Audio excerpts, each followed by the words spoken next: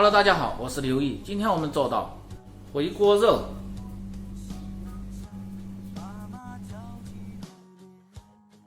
准备一块五花肉，清洗干净。回锅肉主要是选择猪的后臀腱肉，如果没有，就放入五花肉也可以。起锅烧水，放入姜、葱、花椒、辣椒、料酒，大火烧开，小火煮至15分钟即可。首先把煮熟的五花肉切成厚薄均匀的片儿，厚度大概在1块钱硬币的厚度。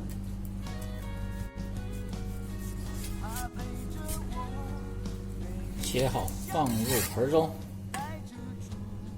在炒制的时候，最好是要放入红头的青蒜苗，但是这个季节没有青蒜苗，我们就用青红椒、洋葱来炒，味道也挺不错。把尖椒切成块儿，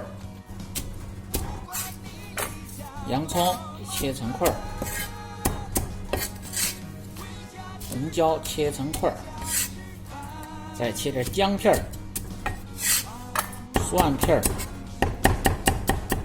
好，食材准备好，开做。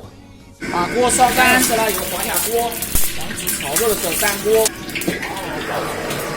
锅中放少许的油，油热，下入切好的肉片儿，小火煸出香味，煸出油脂，小火炒至肉片儿卷曲，就是我们四川叫的起灯盏味儿。看，下入少许的花椒，下入姜蒜片，煸炒出香味，然后下入郫县豆瓣酱，炒出颜色，炒出香味，放入少许的老抽上颜色，放入料酒去腥增香，然后下入青红椒、洋葱块，开大火爆炒下，青红椒、洋葱炒香，下入适量的甜面酱，炒香，下入豆豉，炒出香味，放入鸡精、味精和白糖，最后开大火爆炒出锅。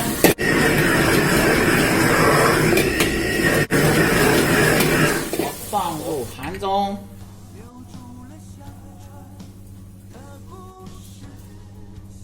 回锅肉就做好了，家常做法，下饭又下酒的菜。如果你每天不知道吃什么做什么的，就关注我，美食每天更新。好了，今天的视频就到这里了。